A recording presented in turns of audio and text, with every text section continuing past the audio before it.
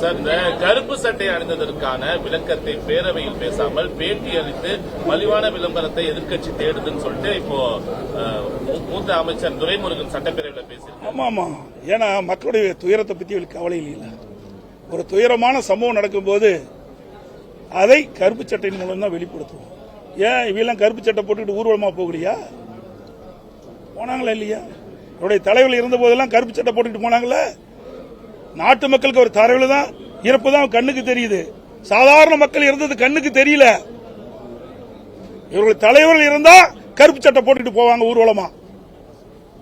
ஆனா நாட்டில் இருக்கின்ற மக்கள் இவருக்கு வாக்களித்து இவர்களை ஆட்சியில் அமர வைத்தார்களே, அந்த மக்கள் இருந்தா கவலைப்படுதில்ல. அதை கொச்சப்படுத்தி பேசுறாங்கல்ல, இவரெல்லாம் மக்கள் தகுந்த நேரத்தில் தகுந்த தண்டனை கொடுப்பார். அவருடைய துயரத்தில் நாங்கள் பங்கு கொள்கிறோம். இறந்தவர்கள் துயரத்தில் நாங்கள் பங்கு கொள்கிறோம். இந்த இறப்புக்கு கூட அரசியல் ஆதாயம் தேடுகின்ற ஒரே கட்சி திமுக கட்சி.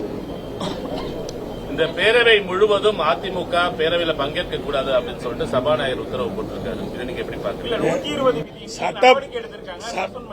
சட்டப்பேரவையில் பல முறை எங்களுடைய கோரிக்கைகள் சொன்னோம்.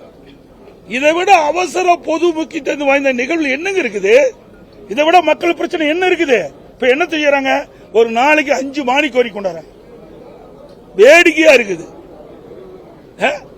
எந்த சட்டமன்றத்திலும் நடைபெறாத நிகழ்வு தமிழக சட்டமன்றத்தில் திரு ஸ்டாலின் அவர்கள் தலைமையில் அரசாங்கம் நடத்தி கொண்டிருக்குது. வெட்கக்கேடான விஷயம்.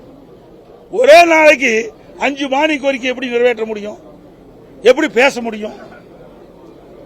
ஆக ஏதாவது ஒரு மானிய கோரிக்கை நடத்தி முடிக்க வேணும். சம்பிரதாயத்துக்கு நடத்துறாங்க. என்ன சட்டமன்றமா நடத்துறாங்க? தேர்தல் நேரத்தில் என்ன சொன்னாங்க? தேர்தல் அறிக்கையில் என்ன குறிப்பிட்டாங்க?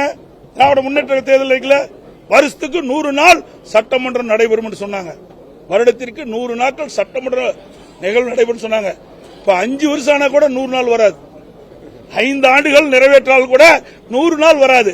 அப்படிப்பட்ட அரசுதான் திராவிட மாடல் அரசு. ஆளுநர் டெல்லி பயணம் மேற்கொண்டிருக்காரு. இந்த டெல்லி பயணத்தின் மூலமா அதிமுக வச்ச கோரிக்கை நிறைவேற்றப்படும். அது எப்படி எங்களுக்கு தெரியும்? நாங்க ஆளுநர்கிட்ட கொடுத்திருக்கிறோம். ஆளுநர்கள் இதை ஆழமாக ஆய்வு செய்து பாதிக்கப்பட்ட மக்களுக்கு நீதி கிடைக்க வேண்டும். உண்மை குற்றவாளிகள் தப்பிவிடக்கூடாது. மாநில அரசாங்கம் விசாரிக்கப்பட்டால் உண்மை குற்றவாளிகள் கண்டுபிடிக்க முடியாது. அதனால் சிபிஐ விசாரணை வேண்டும் என்று ஆதாரத்துடன் அவருக்கு மனு அளித்திருக்கிறார். பல முறை முதலமைச்சர் இந்த பிரச்சனையில விளக்கம் கொடுத்தோம். தொடர்ந்து இது மாதிரி செயல்பட்டு வருவதனால அதிமுக உறுப்பினர்கள் இந்த சட்டப்பேரவை கூட்டத்தொடர் முழுவதும் சத்தம் மூலம் விடுவார்கள் சொல்லி சபாநாயகர் இப்போ ஒரு ஆர்டர் இருக்காரு. அதாவது அவரு ஆர்டர் போடுறதை பத்தி எங்களுக்கு ஒன்னும் இது கிடையாது. ஏன்னா அவர் நடுநிலையோடய நடந்துக்கிறாரு. அவர் அரசியல்ல பேசிட்டு இருக்காரு. ஆசனுக்கு வந்துட்டு அரசியல்ல பேசுறாரு. சபாநாயகர் மாதிரி இருப்பதா எங்களுக்கு தெரியல. அவரை மதிக்கிறோம், அந்த இருக்கையை மதிக்கிறோம், அந்த ஆசனத்தில் அமர்ந்த சபாநாயகரை மதிக்கிறோம். ஆனா சபாநாயகர் அதற்கு தகுந்தார்கள் நடந்ததில்லை. அதுல வந்துட்டு அரசியல் பேசிட்டு இருக்காரு. நாட்டு மக்கள் அதை பார்த்துட்டு இருக்கிறாங்க. அவர் என்னமோ நினைக்கிறாங்க, என்னமோ ஆட்சி இருந்தா சர்வாதிகாரி மாதிரி நினைக்கிறாங்க. இது தப்பு. மக்களுக்கு எப்பொழுது பிரச்சனை வருகிறதோ அந்த பிரச்சனையை தீர்க்கின்றதா ஒரு நல்ல அரசாங்கம். மக்களுக்கு பிரச்சனை ஏற்படுகின்ற பொழுது அந்த பிரச்சனையை தீர்வு காண்பதற்காக சரியான முறையிலே அணுகி சட்டமன்றத்திலே அதை கொண்டு வருவதுதான் எதிர்க்கட்சியுடைய பிரதான எதிர்க்கட்சியுடைய கடமை. அதை நாங்கள் நிறைவேற்றிட்டு இருக்கிறோம்.